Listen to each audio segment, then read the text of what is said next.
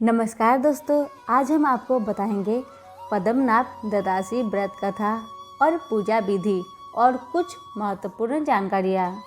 ऐसे तो आप सभी जानते ही हैं, हमारे हिंदू पंचांग के अनुसार प्रति माह में 2 ददासियाँ आती है, किंतु हर ददासी का अपने आप में बड़ा महत्व रखता है, जिसमें से एक है पद्मनाभ ददासी। यह ददासी प्रतिवर्ष आश्विन महीने के शुक्ल पक्ष की ददासी को आती है। इस बार यह 17 अक्टूबर रविवार को पड़ रही है। आपको हम बताना चाहते हैं कि विष्णु पुराण के अनुसार इस दिन भगवान विष्णु जी ने जागृत अवस्था में आने के लिए और पद्म पर बैठे हुए ब्रह्मा जी ओमकार की ध्वनि निकालने के कारण इस द्वादशी को पद्मनाभ द्वादशी कहते हैं। जो कोई स्त्री या फिर पुरुष इस दिन पूरी श्रद्धा के अनुसार भगवान विष्णु की पूजा अर्चना करते हैं, उनकी सभी मनोकामनाएं पूर्ण होती है। इस द्वादशी वाले दिन भगवान पद्मनाभ की पूजा की जाती है। ऐसे में अगर आप अपनी मनोकामनाएं को पूर्ण करना चाहते हैं तो आपको क्या करना है? पद्मनाभ द्वादशी का व्रत रखना है। अब हम जानेंगे पद्मनाभ द्वादशी व्रत का महत्व। इस साल हिंदी पंचांग के अनुसार पद्मनाभ द्वादशी 17 अक्टूबर 2021 रविवार के दिन पड़ रही है। इस दिन जो कोई भी पूरी विधि विधान से यह व्रत रखता है तो उसके ऊपर माता लक्ष्मी जी की कृपा बनी रहती है और घर में सदैव सुख संपत्ति बनी रहती है। इसके अलावा जो भी यह व्रत को रखता है, भगवान विष्णु जी उन्हें जन्म मरण के चक्र से छुटकारा देते हैं और सदैव अपने चरणों में जगह प्रदान करते हैं। अब हम जानेंगे पद्मनाभ ददासी व्रत की पूजा विधि। इस व्रत को करने वाले स्त्री हो या पुरुष हो, प्रातः काल ब्रह्मा मुहूर्त में उठकर स्नान आदि से मुक्त होकर नए वस्त्र को धारण करें। इसके बाद भगवान सूर्य को पानी चढ़ाकर पीपल के पेड़ पर, तुलसी के पेड़ पर पानी चढ़ाना चाहिए। इसके बाद भगवान विष्णु जी की सैया पर लेटी हुई मूर्ति को स्थापित करें। और अब हम जानेंगे पद्मनाभ ददासी व्रत की पूजा विधि। इस व्रत को रखने के लिए स्त्री और पुरुष दोनों सुबह में उठकर ब्रह्मा मुहूर्त में स्नान करके नए वस्त्र को पहन लीजिए। इसके बाद भगवान सूर्य को पानी चढ़ाए, पीपल के पेड़ में पानी चढ़ाए और तुलसी माता के पेड़ में भी पानी चढ़ाए। इसके बाद भगवान विष्णु की सैया पर लेटी हुई मूर्ति को स्थापित करें और उसके बाद पूरे विधि विधान से पूजा करें।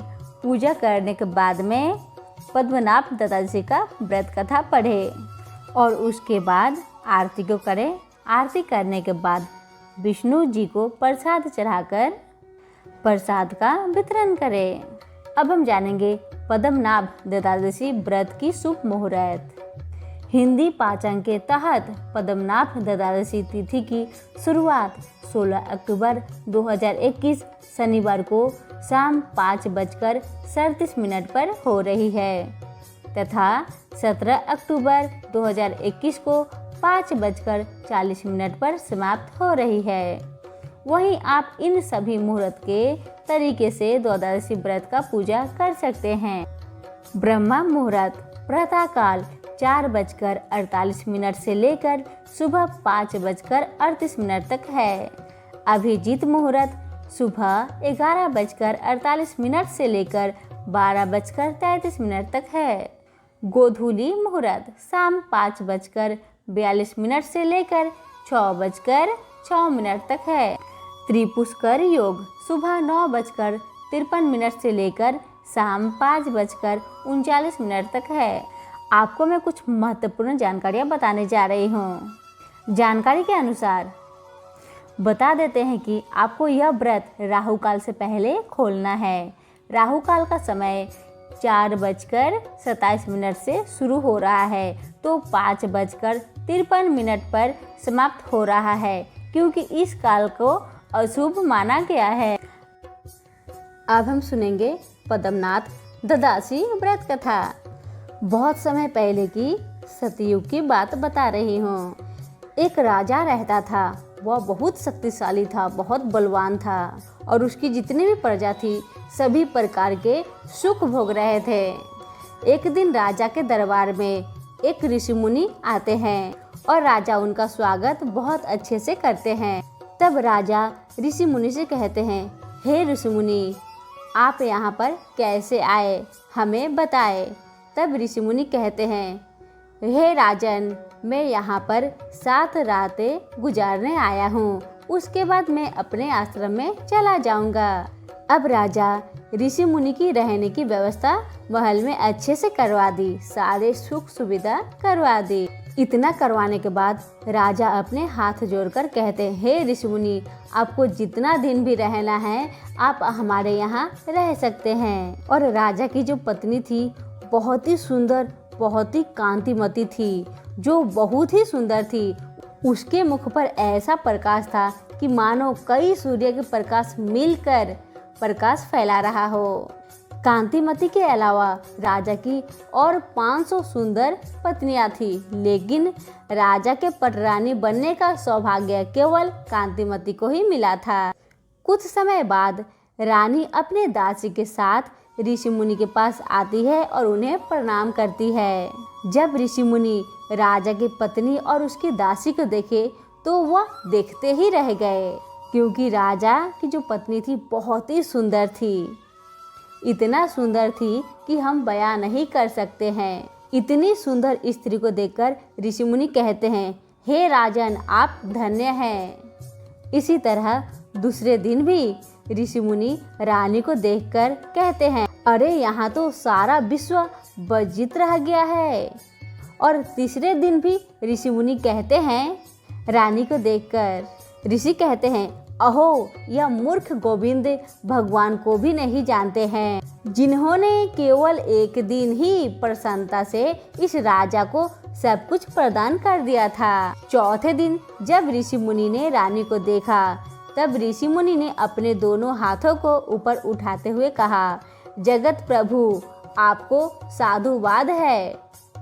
स्त्रियां धन्य हैं। ब्राह्मण, क्षत्रिय और वैश्य, तुम्हें पुनः पुनः धन्यवाद है। राजा, तुम्हें धन्यवाद है। और साथ ही में ऋषि मुनि ने कहा, राजा, तुम धन्य हो। इतना ही कहकर ऋषि मुनि वहाँ पे नृत्य करने लगे और नाचने लगे।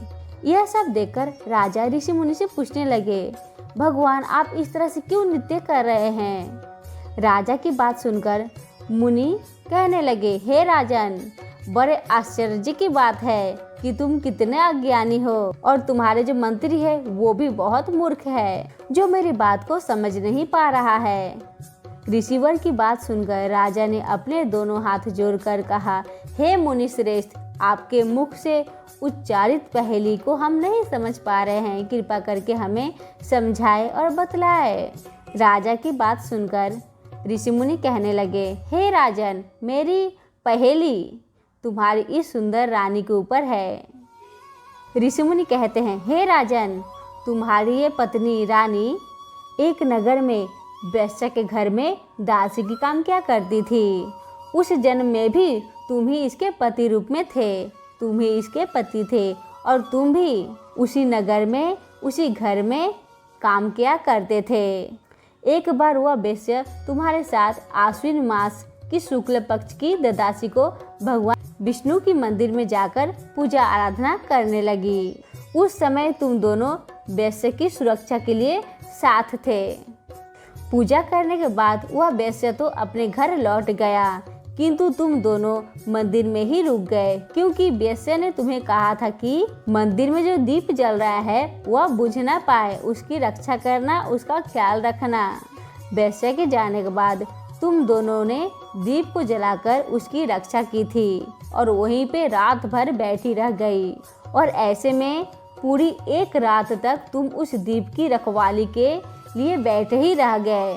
कुछ दिनों के बाद दोनों की आयु समाप्त होने के कारण तुम दोनों की मृत्यु हो जाती है।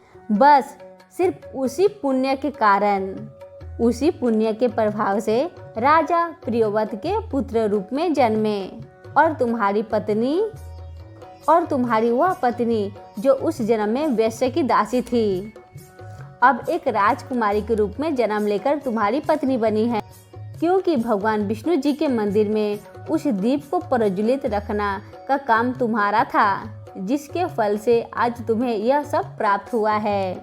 फिर मुनि ने कहा, हे राजन, अब कार्तिक की पूर्णिमा का पर्व आ गया है। मैं उसी पर्व के लिए पुष्कर में जा रहा था और रास्ते में यहाँ रुक गया। अब आप दोनों मुझे विदा कीजिए। राजा और रानी ने ऋषि मुनि के पैर छूकर आशीर्वाद लेकर उन्हें कहा, ऋषि मुनि, हमें पुत्र रत्न का आशीर्वाद दीजिए। और ऋषि मुनि आशीर्वाद देते हुए पुष्कर के लिए चले गए। तो यह भी पद्मनाभ ददासी व्रत की कथा, जिसके सुनने मात्र से ही आपको फल की प्राप्ति और वर मिल जाता है। तो हमारी आज की कथा यहीं पे समाप्त होती है। कैसी लगी एक कमेंट करके ज़रूर बताइएगा, भूलिएगा मत। चैनल पर पहली बार आए होंगे तो हमारे चैनल को सब्सक्राइब करके बेल आइकन को दबा लीजिएगा, ताकि हम जब भी कोई भी नई वीडियो अपलोड करें उसका नोटिफिकेशन सबसे पहले आपको मिले। धन्यवाद।